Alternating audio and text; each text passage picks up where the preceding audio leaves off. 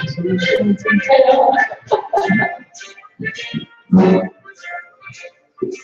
are we fully live on everything? All right, so hi everyone, I'm Kaeley Porter. I'm with Taco Talk and other media.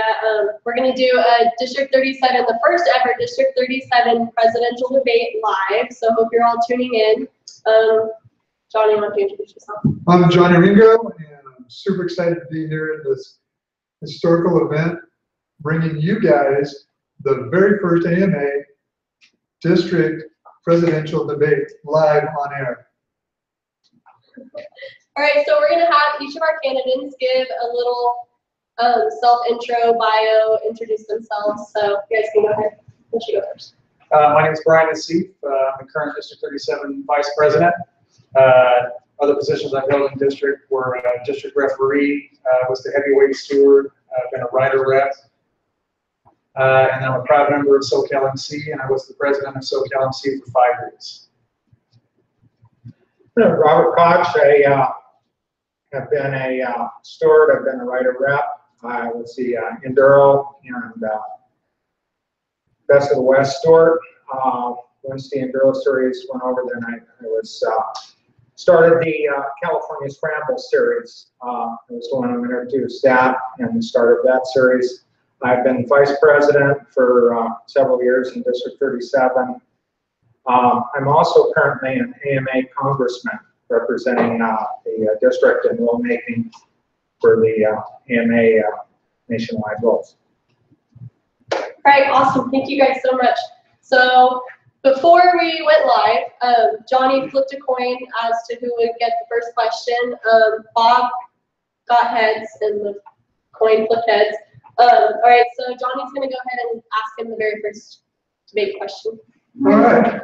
Well, and I want to mention this is the first time in over a decade that we've had a contested presidential election. So I want to thank both of you personally for stepping up to take on the challenge and lead this fine organization.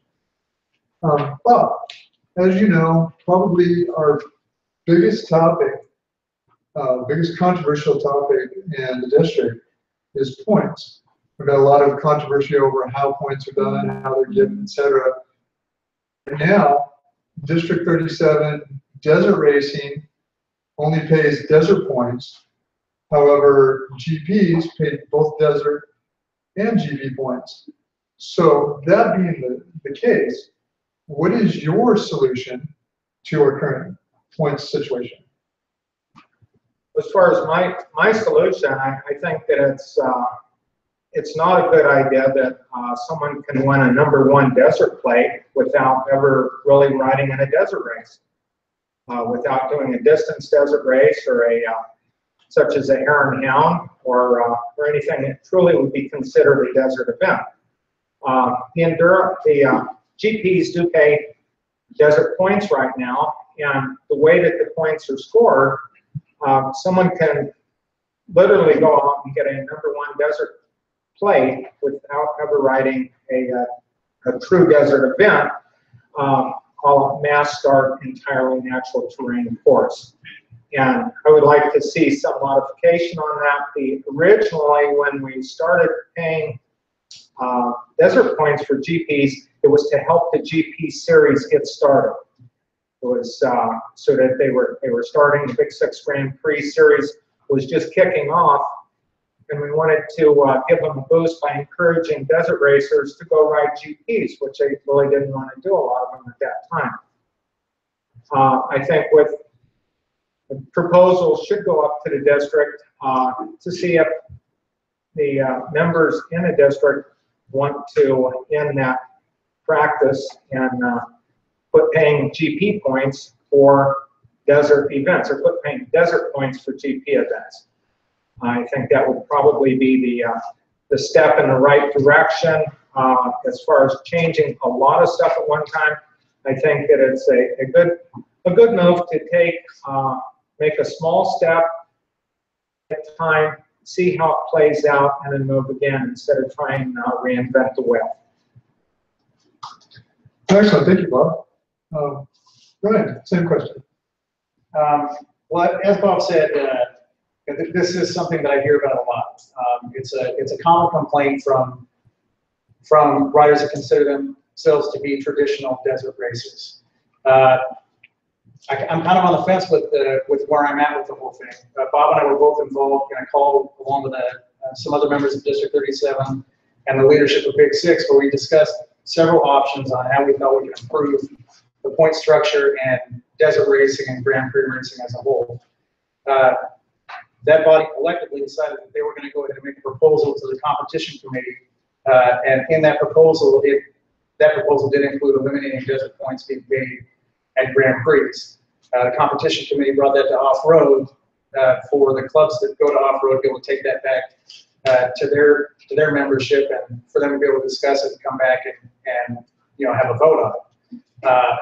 My personal opinion is I probably think that Grand Prix should not pay desert points, but I try to be very cautious with the off-road room making decisions that are going to drastically affect the Grand Prix series. The Grand Prix series pays a tremendous amount of money into the legal defense fund, and once you start removing desert points from Grand Prix, then we open up the door for having to have a discussion as to how much money they're going to contribute to the legal defense fund, which all of the desert clubs benefit from. So my personal opinion is, I do think that they probably should not pay desert points, but something interesting that I hear whenever I'm approached by people who consider themselves to be true desert racers, is they complain, Grand Prix shouldn't pay desert points. But if they're going to, it's always followed by, but if they're going to, what I would like to see is that you are scored on where you actually finish, not where you finish against other riders that hold a desert card. And I think that probably is a compromise that we could work on to move in that direction. Excellent, and I appreciate that from both of you. I do want to point out there's a little bit of education for our listeners. The district meetings are always open, but things don't happen in 1, 2, or 3 meetings. It's generally once a year when rules changes are made. So it's important to come to some of the meetings, add your input, or have your club reps add that input so everybody gets an idea of how things work. Kaeley? I agree. I mean, I think district meetings do need to be advertised a little bit more, because whenever I first came into the whole picture, I didn't know that anyone could go to a district meeting. I was like, well, can I bring like Amber and my mom? Because I mean, they're always wanting to have a say with all that stuff because they have racers. And I think it's important that people know that they are welcome at a District 37 meeting. It is okay for them to come and they will be heard, and I don't know, I do think it's a good idea for people to attend that, because you never know. Perfect. All right, so I have the second question, which will go to Bob. How do you feel about the National Hare and Hound Association, and would you consider District 37 NHHA races paying desert points? Well, the National Hare and Hound Association is a promotion partner with District 37.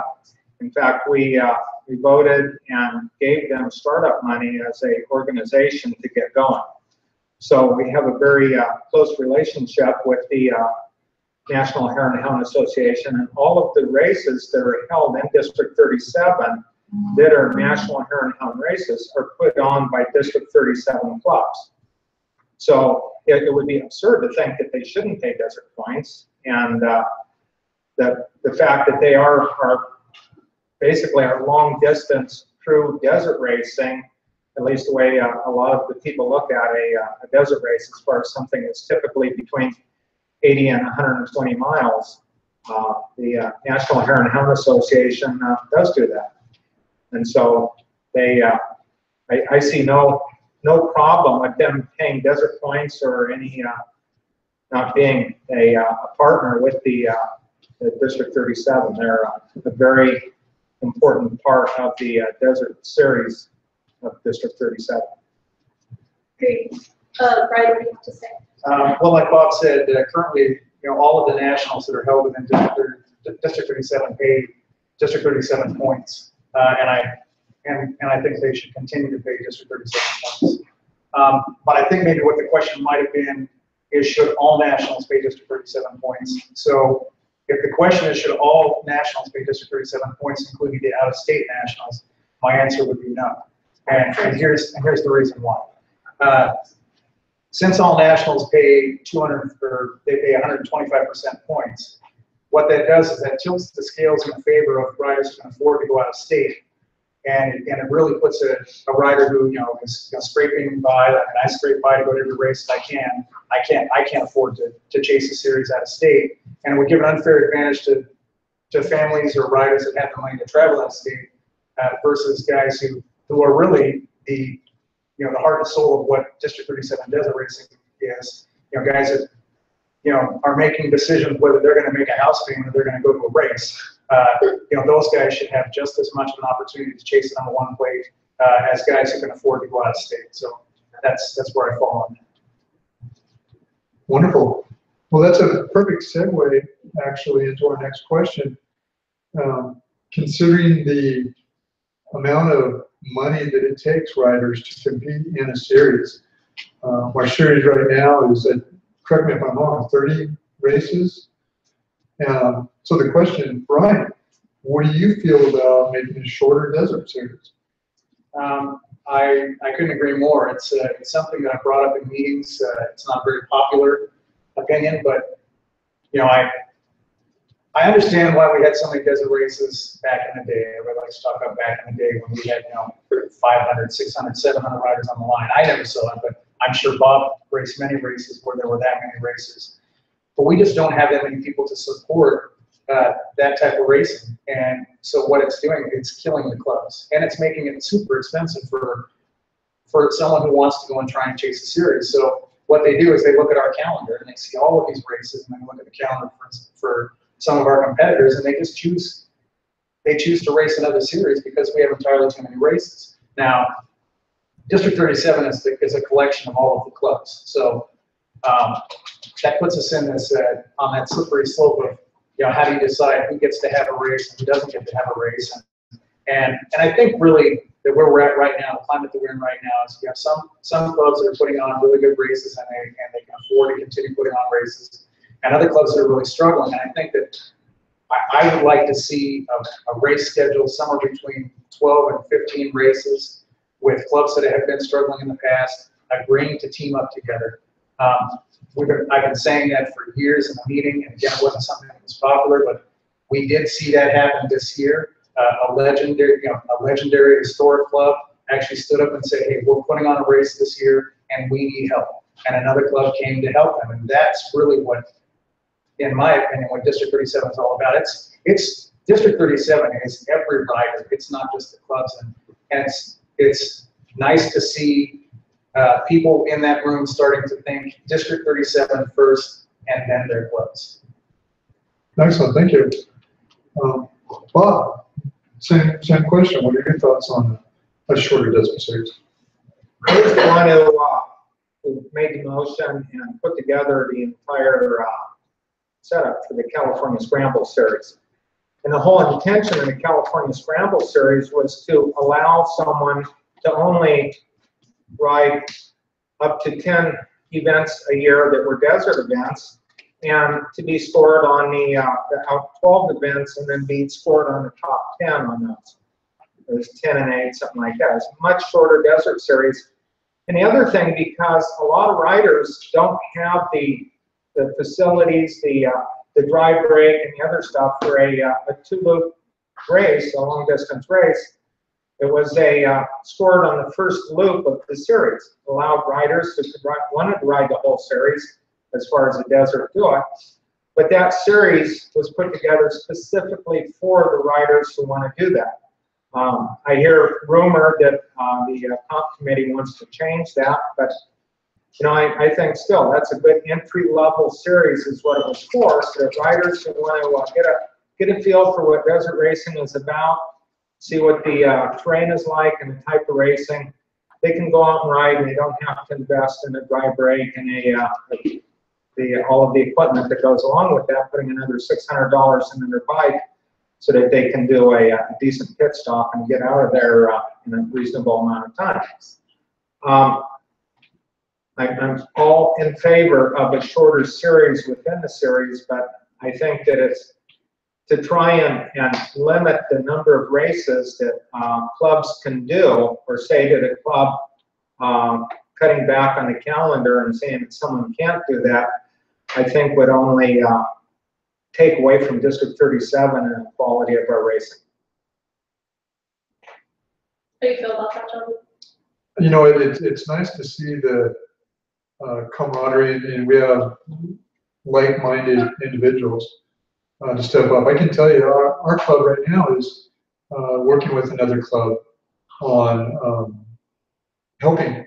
You know, a District 37 race comes up. There's a limit on dates that are available because some of these series are so long. And the nice thing about this district, what a lot of people don't realize, is that we do work together. The clubs do work together. And I think a lot of times the overall community sees some bickering between clubs. I think that everybody's against each other, but it's really not that way. I've never really heard of a club not working with another club, so it's all positive. All right, are we ready to move on to the next question? Mm-hmm. All right. So the next question is, what are you going to do to establish a known set of policies and procedures with the BLM for clubs to follow when putting on races so that clubs don't get blindsided with unexpected new requirements? So Bob, this one? Yes, it's Brian's turn. Oh, sorry. All right, Brian. Well, currently, we have those rules in place. All the clubs, District 37 after the truck wreck, Skip here would put together the SRP, which are the standard race procedures that all the clubs are meant to follow. And that package is available on our website for all the clubs to review. I think the problem that, to address the problem, I think that probably drove this question is that what happened when clubs first started following the SRP, before they turned in their paperwork to the BLM, their paperwork was reviewed by Skip. And Skip would, you know, cross all the T's and dot all the I's and let them know if they had something that they were missing. And when Skip was doing that, clubs weren't running into the problems that they were running into. It's very rare that the BLM throws a curve at you right before your race. That SRP is meant to be followed line by line, and the BLM is obligated to follow it as well.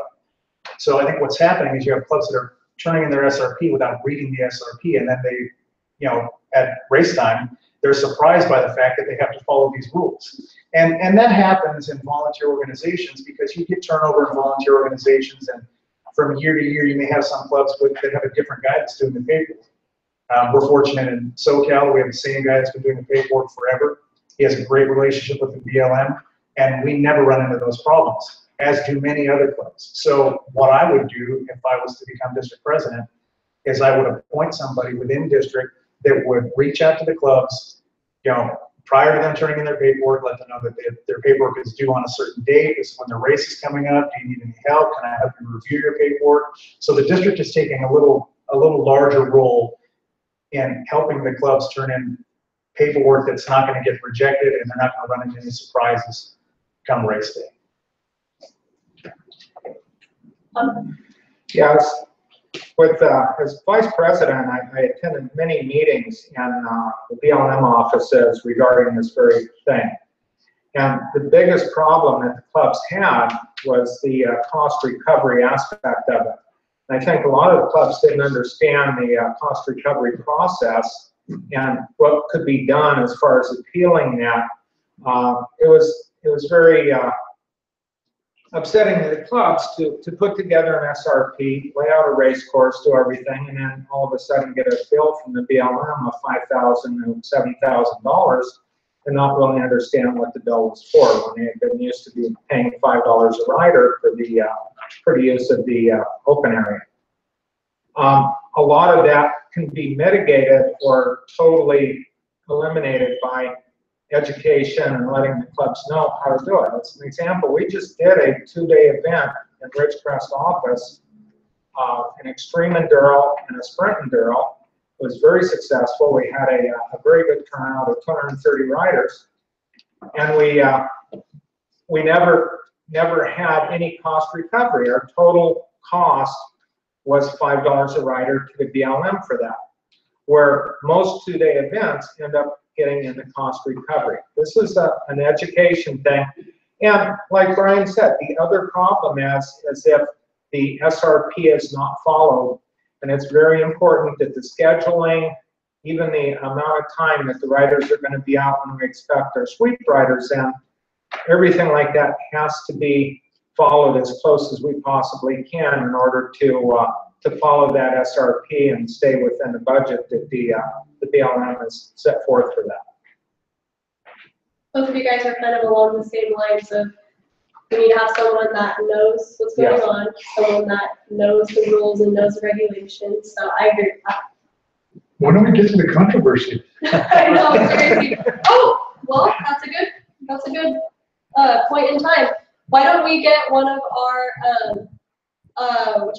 our live audience questions over here. So we'll throw a little curveball in this. All right, so the first live audience question is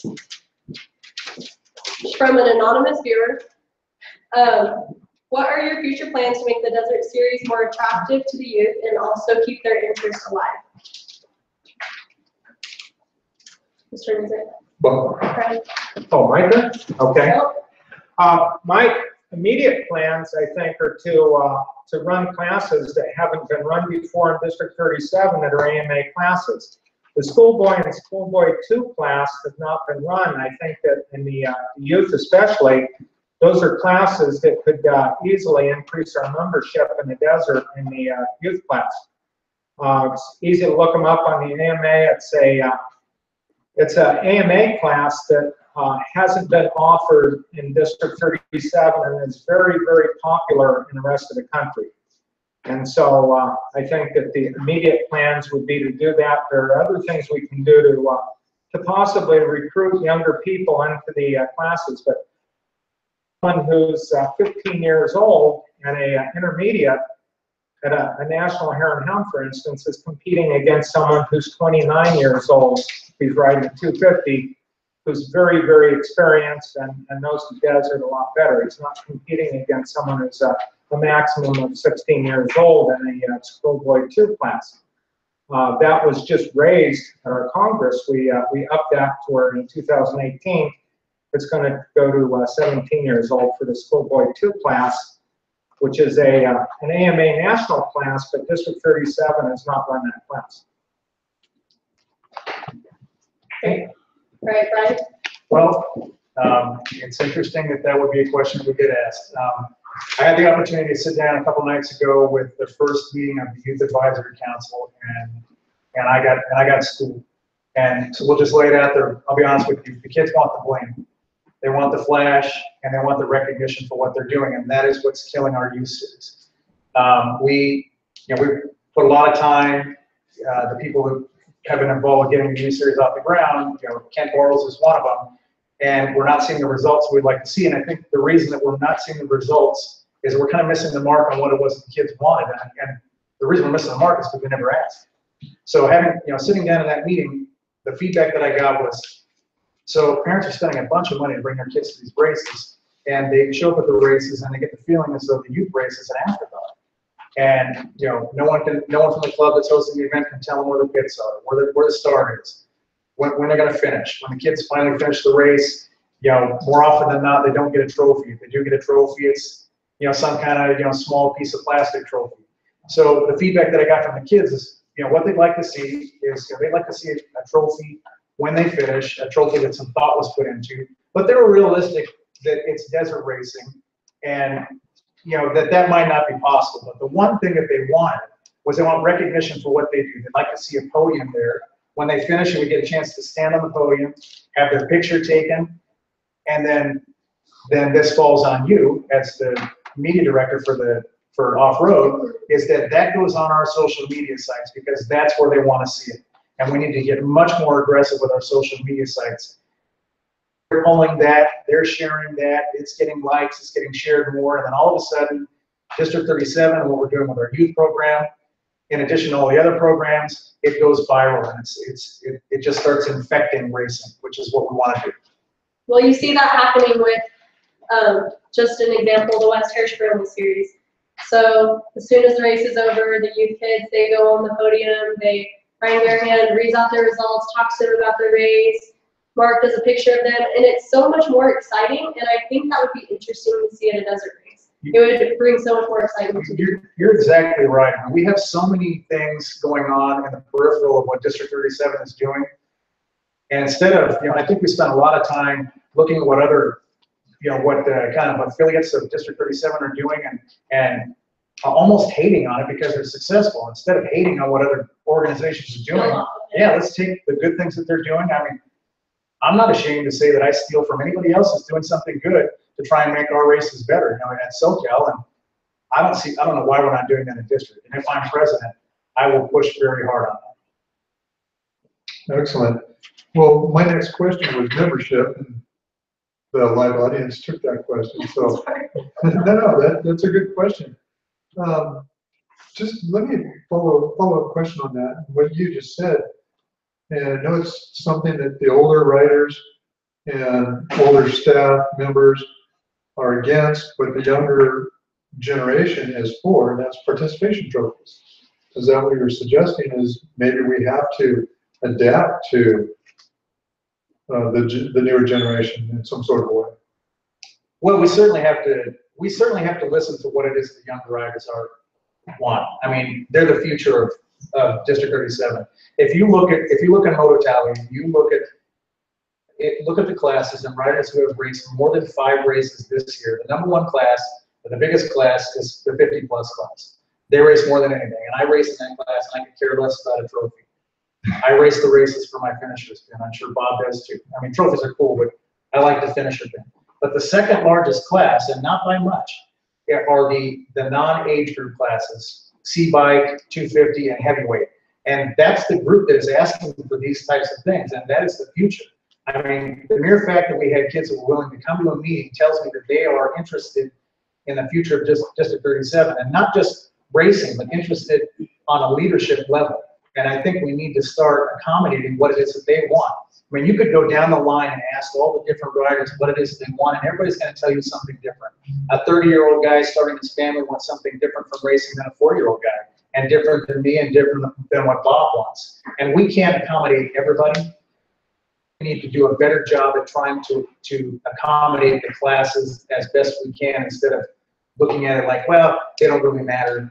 This is really what matters, So that's where I would like to see it go. And Bob, did you want to add to that? Yeah, our biggest problem in AMA racing, which District 37 is a reflection of AMA nationwide. And the demographic report that I got at AMA Congress just this last weekend was 8,000 riders for a race and rode 1 AMA race last year and then didn't come back.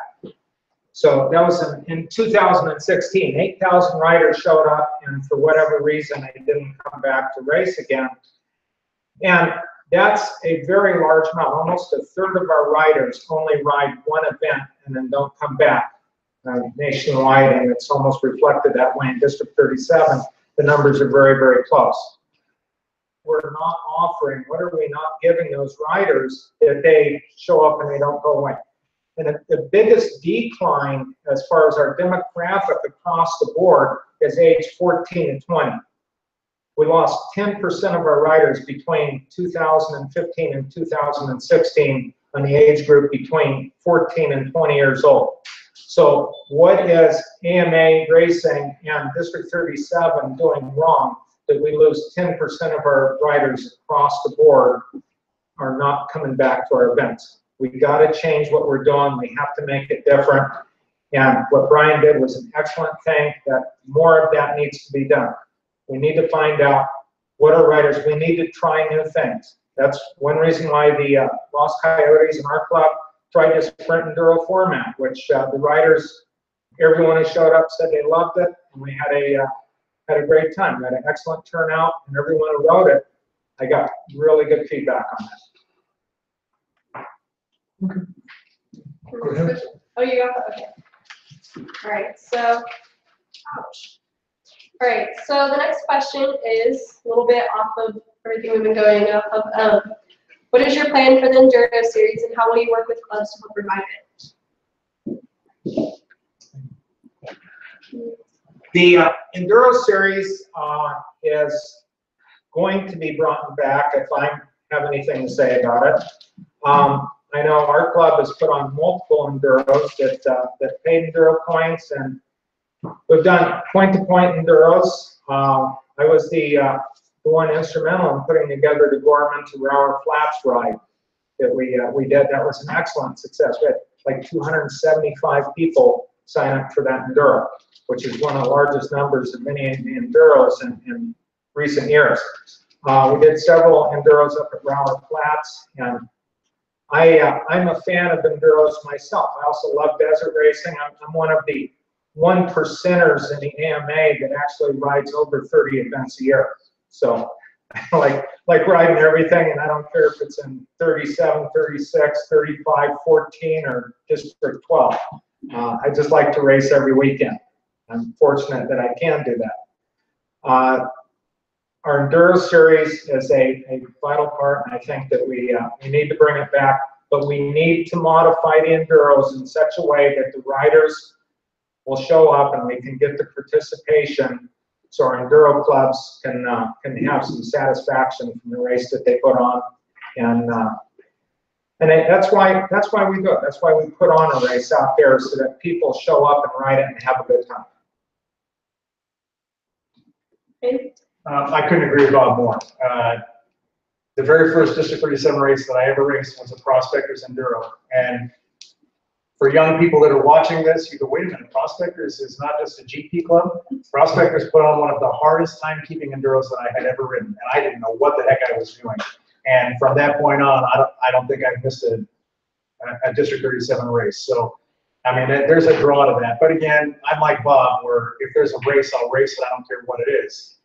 So going back to talking to some of the younger riders, here was an interesting question was asked to the riders, because they were talking about the sprint enduros and how much they like the sprint enduros. And so the question was asked, what's an enduro? And the answer was a qualifier. Okay, now if I was to ask that question in the District 37 meeting, the answer would be a timekeeper. And to the younger riders, they're like, timekeepers are boring. So I think what we need, that's the rub, because all the decisions that are made on what it is we do are made in that room. So it's being able to go to that room and explain to the clubs that for the survival of the Enduro Series, they're going to have to bend a little bit. Give the riders what it is they want, and then throw them a curve and throw a timekeeper in there, because once you get them hooked and they're chasing that series, well, then you throw a timekeeper in there, and then I think that is a great opportunity for younger riders and older riders to ride together, because most of the younger riders haven't got a clue on how to keep time or ride a timekeeper. And I'll be honest with you, I'm one of them. But it's almost like a mentoring project. And I think it would be really cool and would benefit younger riders and older riders alike for them to ride together in that type of format. And they get to know each other, they kind of understand what the whole thing is, and it kind of just that whole theme of District 37 is all one. We kind of get them all together. Excellent. That's great feedback from both of you. And I'd like to see someone come out to a timekeeper and tell me it's boring. You clearly haven't been to one of ours. All right, Bob, you answered. You took that one first last time. Yeah. Okay, Brian. This is kind of changing gears a little bit. What steps would you take to secure more riding areas? And that's not limited to even purchasing at the district level. Well, that's an interesting question, and again, that's one that is asked often when we're out in the desert. I understand where everybody's going when they say, hey, District 37 should buy their own land and race on it. And there's a couple of things that prevent District 37 from doing that. First off, we can't afford to buy the amount of land that we would need for us to actually put on a quality event. The amount of land that we can purchase with what we can actually afford would be so small that it would wind up being overused in the first year. And aside from that, just because we own land doesn't mean we can do whatever we want with it. We are still bound to the same ecological restraints that we are on public land. I mean, we're governed by the same thing. I mean, unless we're going to buy land out of California, then it's just not going to happen. So the direction I would like to see go, I mean, I'll drive down the freeway and I'm looking all over the place. How come we're not racing there? How come we're not racing there? SoCal has put on a couple of great events at the ranch, and the reason we're able to do those races there is it was on tribal land.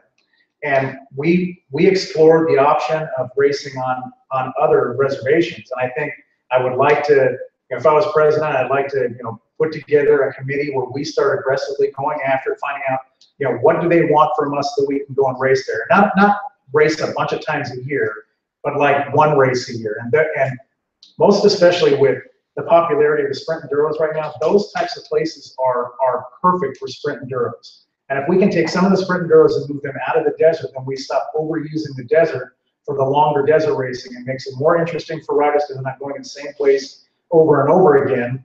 And once we start doing that, I think it just opens the door for all different kinds of things. I would like to see us aggressively pursue areas that have been taken away for one time a year or once every other year. I think that is the direction we need to be going. Yeah, there's a lot of property, a lot of riding opportunity that District 37 is not taking advantage of right now. To the best of my knowledge, we're the only club, the Los Coyotes, that utilize the Angeles National Forest as far as riding area. And it's a process of going to a different federal agency and following their rules and filling out their recreation permit like you do with the BLM and learning the process and doing it. And I refereed several races in the Angeles National Forest. In years past, we did mini enduros and enduro formats in the San Bernardino National Forest. And there's other national forests, the Cleveland National Forest, the San Bernardino National Forest. These are all opportunities that are being overlooked and aren't being used, where the sprint enduro format, timekeeper enduro format, or the qualifier format are all formats that can legally be run in the National Forest. There's a lot of riding and a lot of opportunity there. The other thing that's being overlooked and possibly I think we stand a chance of getting in other areas, the Los Angeles County has the largest number of off-highway vehicles registered of any county in California. They receive the lion's share of green sticker money without a single county-owned off-road park in the county. They have vacant land that could easily make an off-road park similar to Glen Helen. One of those is the Pitches Honor Ranch. There's hundreds and hundreds of acres up there that are not used by the prison, but are in an old area that's not used anymore. So there's lots of opportunity. I would go to the LA County Board of Supervisors and I would insist that they look into opening up some of the LA County property, and let's get a LA County off-road park like Glen Helen is a San Bernardino County park. Excellent. One thing I want to add to this particular segment is, we promised we wouldn't bring politics into this, but there is such thing as good politics, and I hope that everybody's listening takes time to watch the message board. When you see someone like myself or Jerry or any of the other members post up requests to reach out to your congressmen or your senators, it's because this is the way we secure riding areas and or keep them from being taken from us. I cannot stress enough the importance of just sending that quick letter to your representative, because the voice is the numbers of people. We have a lot of people in in the AMA, and that's what keeps the riding areas that we have. You may feel discouraged when we lose parts of Johnson Valley and that sort of thing, but the work that you are doing, the letters that you are doing, that you're sending in, that's what keeps as much of the areas that we have. Again, I know it's depressing, but you've got to be cognizant of the fact that your letters and your voice is heard and it's helpful. But just to add something on the National Forest, a lot of people say, what does the AMA National do for us? And one thing that they did do is that enduro format competition in the National Forest came under threat about 2 years ago. And it was through letter writing and through action of the American Motorcycle Association and the lawyers getting involved that is still available to us. Excellent, thank you. Kaeley? I don't really have much to say about that one. How about the question? Yeah. All right, so the next question, a little bit lighter. All right, so given work, family, and vacation priorities, how much time are you able to dedicate to District 37 work? And how many years do you see yourself as president? Okay, my turn. I have as much time as I need to spend on District 37 business. I retired a year and a half ago from my employer's job at 37 years. I have a comfortable retirement, and I can spend my entire time working on the District 37 if it should be. However, I do take time for family, and I have a fairly large family, but that's shifted around and done. For instance, I'm going to a grandson's wedding here pretty soon, and you know, I'll miss a race for something like that, but for the most part, I can dedicate any time. And the legislators primarily, and the people in the BLM and all that, they want to talk to people during weekdays and during normal office hours that they keep. And I'm available to make myself, I can make myself available anytime for that, because I have no other commitments besides District 37 that I have to answer to, other than my wife. But she's very, very generous with allowing me to do pretty much what I want. Right. All right, guys. Well, I'm lucky that I get to take a vacation every single weekend in the desert. So vacation is really not an issue. As far as my thoughts on District 37 president being a full-time job, I don't think it's a full-time job. And here's why. I feel if I am making the District 37 presidency a full-time job, then I'm not letting all of the other people around me do their jobs. We are part of being president, and I found this in the 5 years that I was president of SoCal, is being able to surround yourself with people who are excellent at doing what they do. We are blessed within District 37 to have probably the best referee that I've seen in my time. Heather McGowan is a fantastic referee. No one is running against Jerry for DLO, and Jerry is more intimately involved with the political issues that affect us than anybody else that's in district. And if I am spending my time meddling in what they're doing, then they can't do their job. I feel my job as president is to be the biggest cheerleader for District 37, to always be there to listen to. I pick up the phone 24/7 when someone has an issue.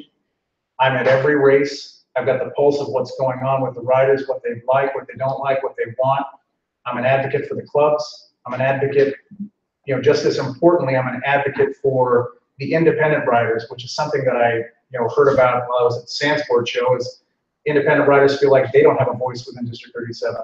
So I feel like being the District 37 president is I'm the representative of every single rider that's out there riding, and that's would be my main job as district president. That's the job that I did when I was the SoCal president. I mean, I was there to lend an ear, be Dr. Phil, encourage people with their racing, helping clubs do whatever it is, they're helping anybody do whatever they wanted to do. And I think that's what that job should be. And I don't think it's a full-time job. Excellent, thank you, Brian. Okay, Bob, when considering number plates, appearance, website, social media, etc., what plans do you have to modernize District 37? I worked 42 years in telecommunications and electronic media. We are overlooking a lot of what's available to us as far as our advertising and our the way that we present District 37 to the outside world is archaic. If If you look at our website, the first thing that pops up is a dual sport bike. Okay, look at the SCORE off-road site, the SCORE International, and the first thing that you see is a race vehicle coming at you through the night. Our site is not catchy. It needs totally redone and revitalized and brought up to standards of modern technology. There's all kinds of information technology available to us that we're not taking advantage of. Dozens of things and more that can be done to improve our word, get the word out to other people. And it's a whole manner of different things, but there's a whole lot that can be done immediately to do that. One thing that comes to mind, first of all, would be to tap our existing resources and do more advertising having to do with our dual sport, which is a very big part of District 37, and to mix that in with our desert people, which most of the people that ride dual sport also ride desert. And they may see something new like the Sprint Enduro and say, you know what, I may try that. I've never ridden a Sprint Enduro before. Or I may want to try something. SoCal's doing something new this year on the desert. I'm going to try that. As long as we keep bringing out new formats and new starts, put a new face on our racing, we need to get the word out to people with the handlebars in our hands. Thank you. Right? I agree with Bob 100%. I mean, if I knew how to do it, I would scrap that website tomorrow. It's difficult to navigate for younger riders that are going to. It doesn't make sense to them. The end game for me, what I would like to see is a functioning website where a rider could go on there, sign up for his race right there, be able to easily navigate what the calendar is. I would get rid of the message board, because anybody who's looking at District 37 goes on that message board and they see the same 12 people complaining about this, that, and the other thing, and they think that all we are is a bunch of negative Nellies. So, at the very least, reform the way it is that we have a comment section. But something again, that I get, what I got from the younger riders is they would love to be able to sign up for a race with their smartphone. That all feeds into that, instant, being able to get something back right away from what they're doing is, they can sign up with their smartphone, be able to look at their results, with their smartphone when they're going home. And, I am not a computer guy like Bob is, but what I've been told by people smarter than me about computers is this is something that we can easily do. Well, maybe not easily. It's something we can spend money on and do it. And when people are looking for District 37, that's the first place they go. Nowadays, you Google something, the first place you go is that website. And if they're going to that website, if they look at it and they go, yeah, I'll pass, I'm going to go to the next thing. So I couldn't agree with Bob more that that is certainly something that we need to improve on immediately. I agree. Media is a huge aspect to an organization. Johnny was actually sent an email whenever we were getting all of these questions together about what will you do in your presidency to improve social media and to improve favoritism between clubs on social media. And the presidents have nothing to do with social media.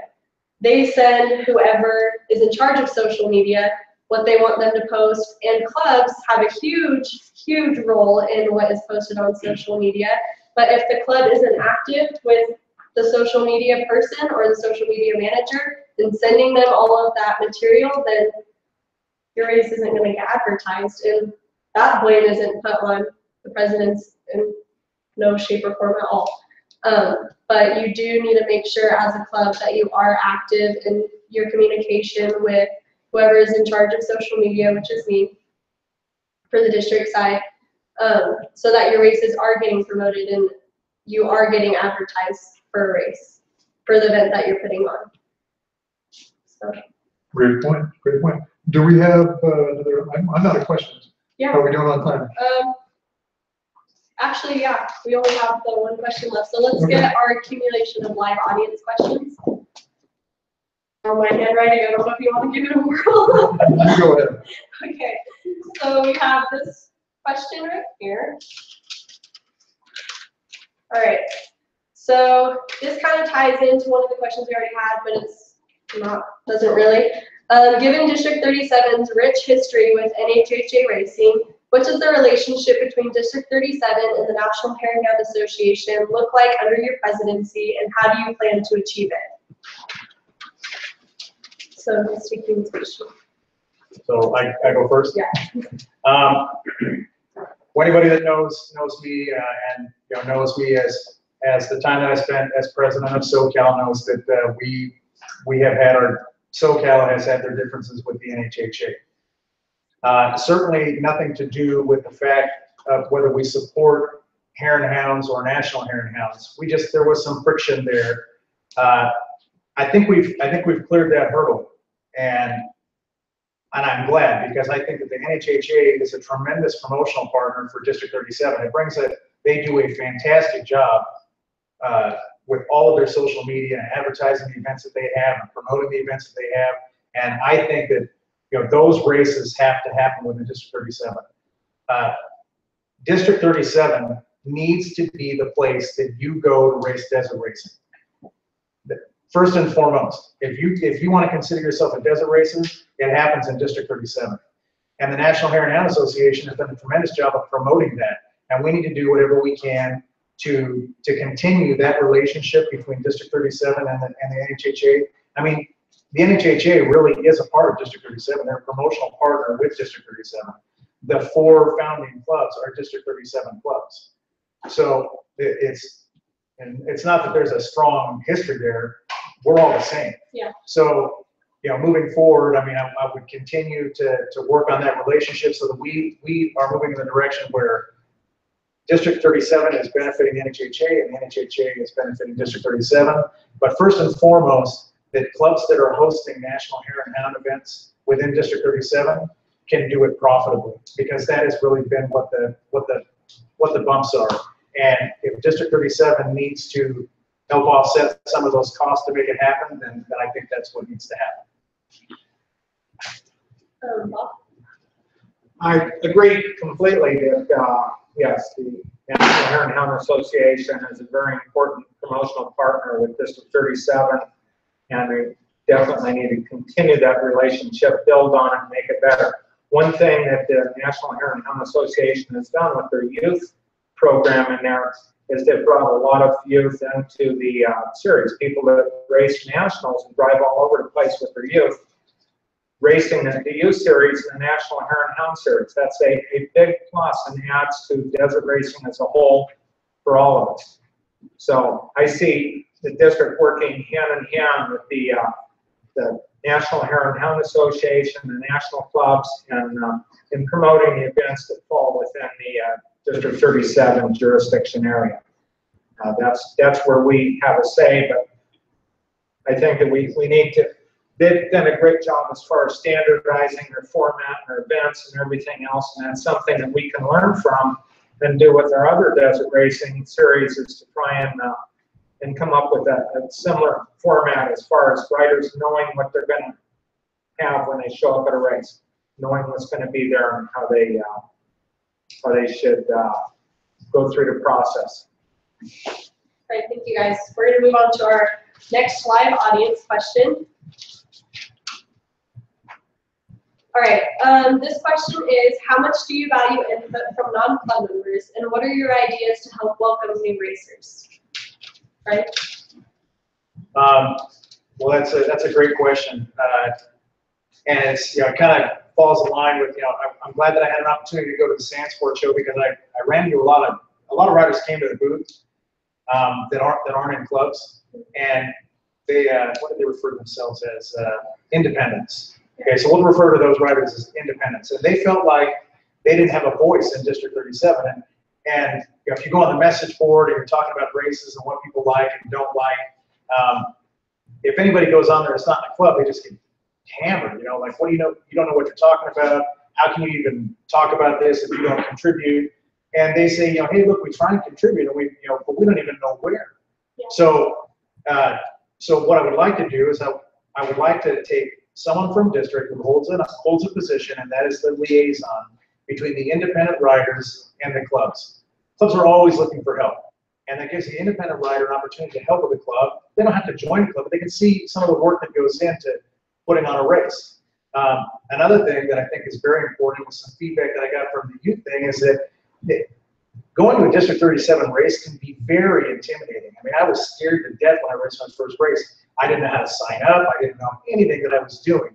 And, you know, there have been some, you know, some of the suggestions were, you know, put a board there, you know, so that you knew what to do. I saw Sherry Kitty comment on one of the posts that she had sent something out to be placed at the sign-up table. But what worked for SoCal at the Inland Grand Prix, we knew we were going to get more riders than we had ever seen, and they weren't going to know what to do. So we put guys in sign-ups, and if you had that deer in the headlight look, they went right over to you. Hey, do you need help? And I think we need someone like that, you know, and would rotate through the rider reps that would show up at races, and they would look for people who looked like they were struggling and help walk them through the process, so they feel welcomed, invited, and they're not so overwhelmed by what race it is. I agree with you. Yeah, I think one of the important things is any new riders who show up at a desert event is to make them feel welcome, or welcome them, not make them feel welcome, actually welcome them. And I think what we need to establish, and within District 37, and it needs to be done as soon as possible, is a designated club that will welcome new riders at each one of the desert events, and we'll have someone there that will help them out and guest pit new riders, so that they don't show up at a desert race and go out and break down 15 miles from the pits, and they're all by themselves and no one but their girlfriends there. And I've seen that over and over again. The Lost Coyotes, always, if I see anyone new, if I see someone who's out there without a club, they're always welcome to guest pit with the Lost Coyotes. But I want to advertise that even more, and I'd like to see that on a rotating list so that all the clubs have an opportunity to help out the new riders. I know every one of the desert clubs will guest pit someone if they show up and they need pitted. And I've had that happen for me at out-of-state nationals when no one from the Lost Coyotes was there. I've had it happen in other areas. There's always a club that's willing to do that, but a lot of people just don't know who to ask or what to do. And that's where if someone doesn't have a club on their application, we need to hand them a piece of paper, sign up with a map that says, here's where the club is. Go check in with these people, please. And we're going to make sure that you have a good race today and everything goes well. And if it isn't a good race and your bike breaks down or something happens, we're going to see to it that you're safely off the desert. You're not left out there for the coyotes. Yes, I agree with both of you guys. I think it's important that as a non-club member, which we aren't in a club, my family isn't, it can be very intimidating. You don't know, all right, what club do we want to be a part of? Do we even want to be a part of the club, or are we going to show up to a race? And the message board point that you brought up is a huge point, and I couldn't agree with that more. I don't even think that you should need to be in a club to feel extremely welcome, or you should need to be pitted by a club, or I don't know. I don't think that you need that at a desert race. I just feel like District 37 should be more welcoming. Like you said, at signups, it should be more clear where to go, so people aren't running around in circles wondering what they should do or where the heck they should be. I think I agree with both of you guys. It needs to be a friendlier environment. If you're not in a club, then you can be welcomed into a club if you want to be. If you don't want to be, then that's also fine. But I agree with you guys. Excellent. One point I'll add to that is Plonker's Trials Club, and actually all the Trials Clubs, at the riders meeting, we ask if there are any new riders, first-timers or beginners, etc. And we have a designated ambassador who will go ride the first loop with that rider to make them feel comfortable and aware of what's going on. So both of you guys, that's some great ideas. Maybe implement something like that into all the clubs. The hosting club should be their adopted club for that day. And then we always encourage everybody to look at the different clubs, get to know the people, and if you should decide, then join the club that you feel most comfortable with. Agreed.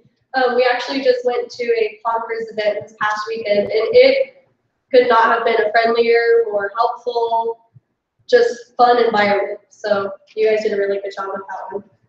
Anything else that you guys wanted to add? No? I have a final question. Yes. Oh, okay. Wait, no. We have one more. Oh. We actually have two more live Okay. audience questions. We have a vocal live audience today. All right, so this is a good one. I agree with this one fully.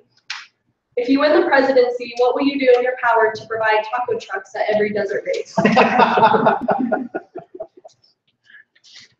If I do not agree with one of your guys' answers, just know it's going to show. Right.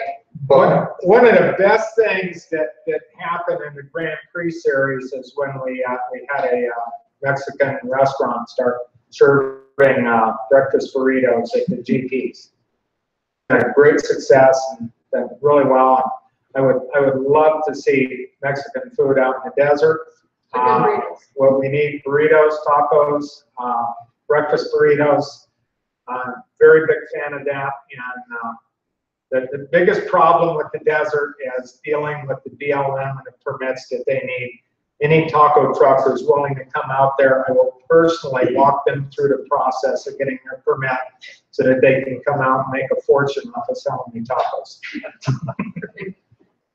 Sorry, right? Yeah, I concur. Does Taco Talk have a taco truck? Hey, it's in our budget, not in our budget. We wish. Oh gosh. All right. So last question, or last live audience question. What do you think about the new District 37 series proposal, and what changes would you make? Bob. Like I said earlier, I think that rather than trying to change everything at once, I think that reducing the total number of point rides and taking providing we get concurrence from the Big Six, taking the desert points out of the Big Six, I think are the things that need to be done. And that amount needs to be something that the room and Brea can agree on. That's the biggest hurdle, is getting the clubs as a whole to agree on something, because that's who really runs the district, is the clubs and the representatives in Brea at the District 37 meeting. So I think that it would be beneficial as a whole if we reduce the number of points, not the number of races, but the number that pay points totally, and then the number of GPs that pay desert points should either be reduced or eliminated.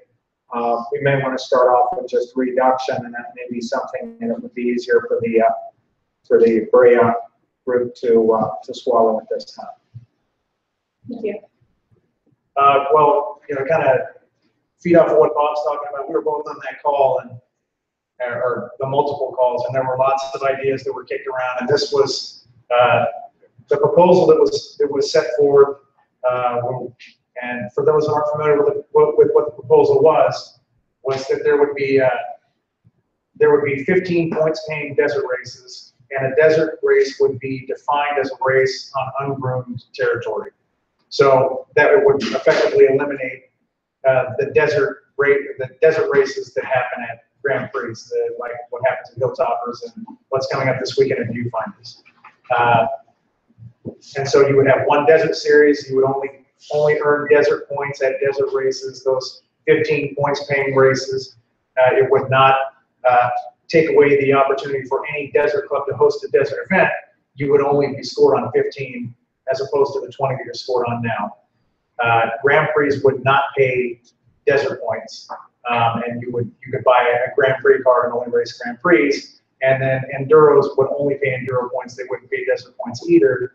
And so effectively you would have 3 separate series.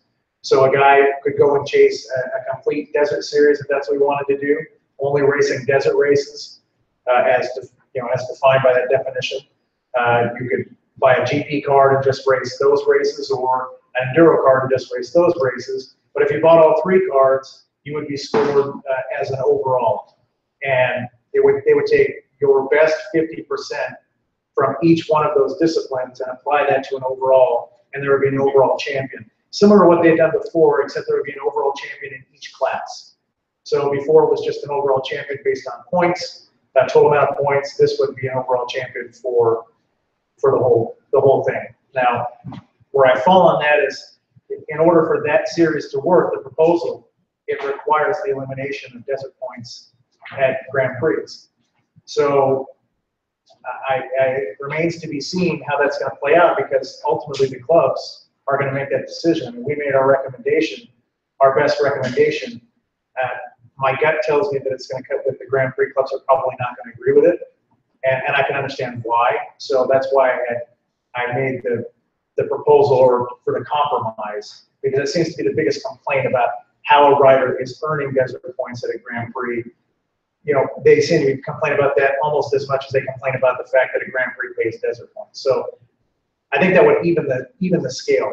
Because let's be honest, the same guys that are winning races are going to keep winning those races regardless of how we pay out points. They're just those fast guys. But what we're doing is we're evening the playing field for everybody that's getting a single digit, like from number 6 on.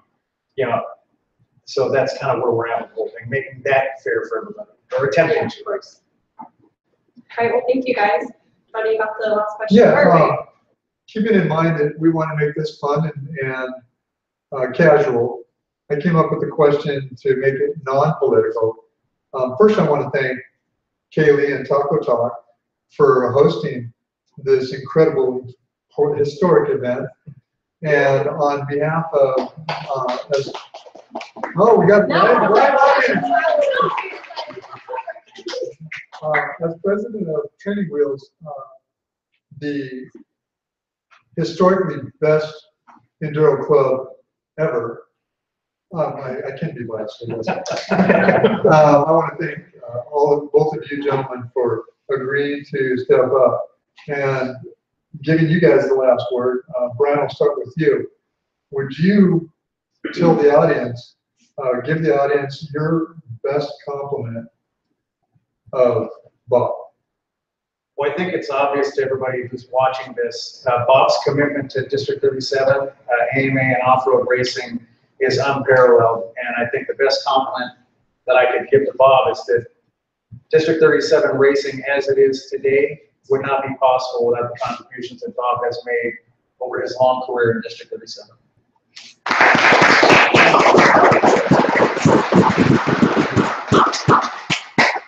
Bob? That's, you know, Brian is extremely dedicated to District 37 and the sport of off-road racing.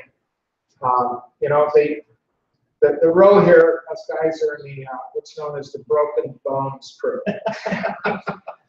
You know, and you don't go through what Brian and I have gone through and going down and then get back on the bike and keep riding again unless you're extremely dedicated to the sport. And you know, I look forward to Brian spending many more years, as he has in the past, to promote District 37 and AMA racing as a whole. And I know that regardless of how this turns out, that you know, Brian ends up being the choice of the clubs, that he will do a fantastic job for District 37. Thanks, Bob. Thanks. All right, so on that note, I would like to thank Johnny for this idea and this collaboration with Taco Talk. This has been really fun. And I would like to thank both of you guys for stepping up and coming to do this with us and being so cooperative with this whole idea. Me and Johnny have had a lot of fun with this, and we're glad that you guys could be a part of it also. I would also like to give a huge thank you to all of the viewers who tuned in tonight. I hope that you're able to take something from this, and I hope that you all had a fun time watching this and you learned a lot. But yeah, that's all. Thank you guys so much for watching tonight. See you at the races. Yeah. Thanks, everybody.